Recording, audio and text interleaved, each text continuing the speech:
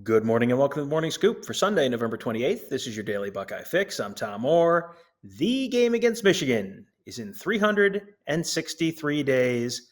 I bet that sounds like an awful lot to Ohio State fans right about now, because for the first time in a decade, Ohio State fans are going to have to live through a year where Michigan has bragging rights in the game. The Wolverines physically dominated the Buckeyes in the trenches on both sides of the ball in a 42-27 win. It felt like a lot of potential red flags from earlier in the year all came to fruition kind of all at once. My guest today is Buckeye Scoop's Kevin Noon. Kevin, thanks for joining me. Not the circumstances I was hoping to be joining you on the show for, but we get what we get sometimes, and Ohio State got whooped in the lines, and here we are. Yeah, Hassan Haskins went for 6 yards a carry. Blake Corum had 87 yards on just six rushes. They gave up 297 yards on the ground altogether, 7.2 yards per carry. The Ohio State defensive front had seemingly straightened stuff out over the last couple months after that Oregon game, and then they just got dump trucked on Saturday. What do you think happened? I'm still not sure what happened because year in and year out, even on years where the Ohio State defense may be a little leaky, you're not used to seeing teams being able to just go right up the gut on Ohio State. And I mean, and not everything Michigan did was right up the gut. There was a lot of off tackle stuff as well. But, the Buckeyes really just did not have a lot of answers for Hassan Haskins. We get to the second half, you know that it's just going to be run, run, run, run, run. And Ohio State still couldn't really do a lot there. Michigan just came out and outperformed Ohio State at this point. Ohio State wasn't able to affect anything at this point. We can go back a couple of weeks ago when Ohio State didn't have any sacks and a couple TFLs. Well, Ohio State topped that with no sacks and no TFLs and couldn't stop the run. So, I don't know. I'm curious as to what the game plan was that was installed in here because whatever it was way off. Yeah, it just they couldn't stop the run, and they didn't get thrown on a ton, but Michigan was able to move the ball through the air a little bit. But yeah, it seemed like Ohio State knew Michigan was going to run it. Michigan knew Michigan was going to run it, and they couldn't do anything about it. That was pretty surprising. We had a 2 hour post game show, and I don't think I actually talked about this on that show, but it reminded me a little bit of the 2003 Ohio State Michigan game where Michigan jumped out to a lead. They had a 21-0 lead in that game. Ohio State came back. It looked in the second half of the game like Ohio State was going to do it. I think Craig Krenzel got hurt. Scott McMullen came in at one point, but it looked like Ohio State, is going to come all the way back from this 21-0 deficit, and then they just couldn't get off the field on defense. Chris Perry just kept picking up yardage, and that was the game for Ohio State on Saturday. They just couldn't get off the field on defense, and when you can't get off the field on defense, you can score a whole bunch of touchdowns. You can score, they struggled a little bit in the red zone, but they scored 27 points, which is like that's not outrageously low or anything. But if you can't get off the field on defense and the opponent is able to hold the ball and have these long extended drives, that's going to limit your offense a good bit, and that probably helps artificially hold down that 27 points for Ohio State as well. Yeah, a lot of us figure we're spending a lot of mental capital on how are they going to get that 2 point conversion when they were down eight. And honestly, the concern should have been on how are they going to stop Michigan when Michigan just couldn't be stopped in the second half. I mean, in the first half, there were a couple times where Ohio State was able to get Michigan off schedule and did have a little bit of success there. But Michigan opened up, they started like 4 of 4 on third down, finished the game on 5 of 8. So if they were 4 of 4 very early, it goes to show that Michigan didn't even get to third down a whole heck of a lot the remainder of the game. That's just how efficient Michigan was, and it's difficult to change an engine on a plane when it's already at 35,000 feet. And Ohio State just really wasn't able to make any of the right adjustments in this game. Not that I, you know, tackle him, get him to the ground, but I mean, Ohio State wasn't getting any push whatsoever. So Haskins, and to a lesser extent Corum, only with his 6 carries, Haskins was already getting to the linebackers before he was getting touched. So there was no point of where Ohio State was getting to Michigan, hitting him in the backfield and forcing him to come forward at that point because there were no TFL. So it was not good. Yeah, not good, and also not good on the other side of the ball. Ohio State averaged just 2.1 yards per carry, 17 rushes for 74 yards for Travion Henderson, but a lot of that yardage came back with C.J. Stroud getting sacked 4 times. Add in all the false starts. I mean, we talked all week about how this is a game that is always won in the trenches, and the team that rushes for more yards per carry wins this game every single year. Well, Michigan outrushed Ohio State by 5 yards a carry. Guess what? Guess why they lost? Because Michigan outrushed them by 5 yards a carry. Including the struggles in pass pro and the false starts. I mean, like that seems like the trenches were just very clearly where Ohio State lost the game on both sides of the ball on Saturday. And you look at the game, and it's like, okay, if Ohio State runs the ball better, would that have been enough? If Ohio State would have held the run down from 7.2 to 5.2, would that have been enough? If Ohio State didn't have 10 penalties for 66 yards, which shows they were all pretty much just nickels. They were all 5-yard penalties for the most part. So Ohio State was its own worst enemy there. So, it's Ohio State was just not able to overcome all of the wounds. All of the wounds proved to be fatal. I think Ohio State could have probably survived a little bit better if all of the wounds weren't there. But I mean, at the end of the day, what happened on both lines? Ohio State was not able to establish a running game.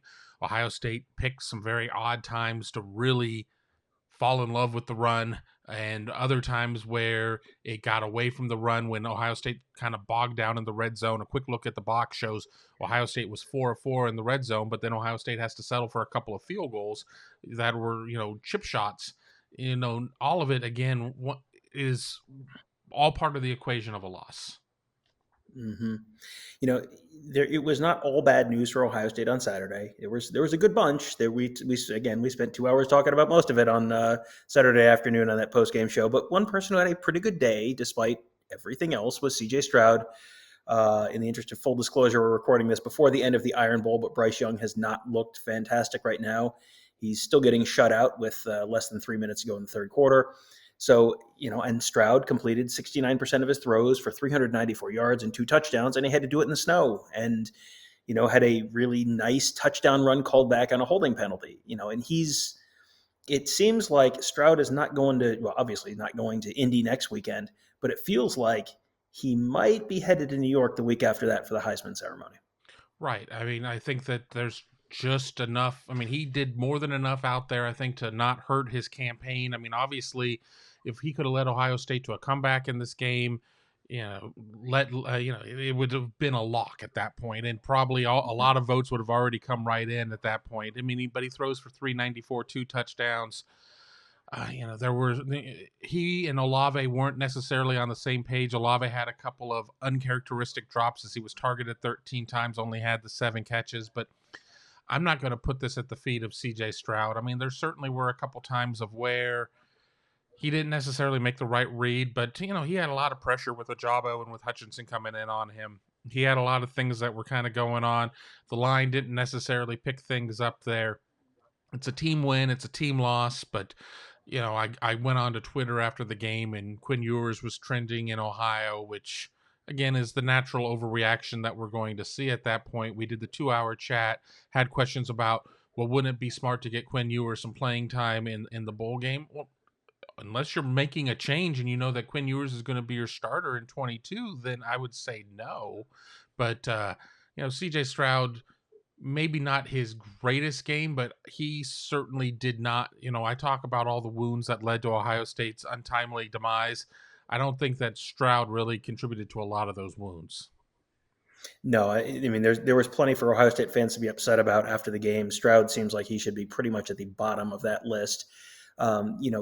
The next question, of course, is what this means for the future. I don't think you're going to see a lot of Quinn Ewers in the bowl game, but what are you going to see next year from the Ohio State coaching staff? Ryan Day, obviously not going anywhere.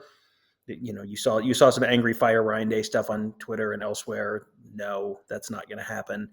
But he has shown that he's willing and able to make changes when they're needed. He made what seemed like a very difficult and unlikely switch in the middle of the season after the Oregon game, switching your play caller on defense. And, it feels like there's probably going to be more changes coming not necessarily this week, but in the coming weeks, it feels like you're probably going to see some additional changes on that coaching staff as they sort of try to sort this out and figure out how to not let a game like that happen again. Yeah, you certainly need to expect to see some changes, whether or not it's going to be one, two, three more coaches between both sides of the ball. And we really did kind of go over that a little bit more at length on the post game show. There certainly are positions that didn't perform that well, and those are going to be the first guys that you're going to look at. But you also kind of have to wonder what is this team going to be moving forward? Is this team still going to be cover two, cover four? I mean, are they going to be a 4-3 team? Are they going to look to make some sort of changes? I mean, how much is Ryan Day going to agree, if he comes in and brings in some hot shot DC, and this hotshot DC wants to run this, that, or the other, is Ryan Day willing to give up all of that power? And I don't know if power may not even be the right word, but is he willing to give up that kind of control? Because all coaches are control freaks, and that's just that's not a negative statement. That's a statement. So are they going to be willing to give up that control? And I don't think you can bring in some DC and not expect him not to want to have at least one of his own lieutenants with Mm-hmm. him. So I mean, that right then and there, that means two changes, and we haven't even looked at any other potential position changes. Right, and does the new guy is Ryan Day willing to bring in a guy who would want to run the 3-4, and Larry Johnson's a 4-3 defensive line coach? I can guarantee you Ryan Day wants Larry Johnson to stick around, but is he willing to make a change like that might get Larry Johnson out of his comfort zone? And you're changing your recruiting at that point because you need different size guys. In some ways, for that 3-4 versus 4-3, there are a million possible. This is gonna be something we're going to spend a lot of time talking about probably in the coming weeks as things get sorted out in the wake of something that doesn't happen very often. Ohio State losing to Michigan. Then there's also the question of, so what does this mean for Ohio State's bowl destination? Are they still potentially alive for the college football playoff? I mean, it is not. They are not completely dead for the college football playoff. They would need a lot of help, but help could be, as a famous High Street panhandler once said, help is on the way. Help could be on the way for the Buckeyes as the rest of the games on Saturday night get sorted out, and then next week for championship week as well. So there's going to be a lot of intrigue in the next couple weeks as the postseason stuff gets sorted out, the Heisman thing gets sorted out, the future of the Ohio State football program gets sorted out, and much, much more. If you want to check out that post-game show that Tony, Kevin, and I did. Again, it was like 2 hours long. We answered a million questions. We went kind of in depth on all of this stuff and much more. A lot of people at the end said they found it pretty cathartic, which, hopefully that's good. Hopefully we're providing a little catharsis for Ohio State fans, and I think we provided a little bit of joy for Michigan fans. So keeping everyone happy, that's what we try to do here. You can find that on the Buckeye Weekly podcast feed. You can also find that on YouTube, youtube.com/Buckeye Scoop. Just look for the Buckeye Weekly Instant Reaction Show from the Michigan game. That's on YouTube. That's on your podcast platform of choice. Wherever is easiest for you, you can find it there. We will have much more coming up later on this week. We'll have plenty to talk about on the Morning Scoop. Tony and I will have a Buckeye Weekly episode on Sunday, kind of breaking down everything that happened in college football over the weekend and probably looking at what it might mean for Ohio State's postseason destination and much more. So you can find all that there. Thank you guys all for joining us. Have a great day. We'll talk to you tomorrow.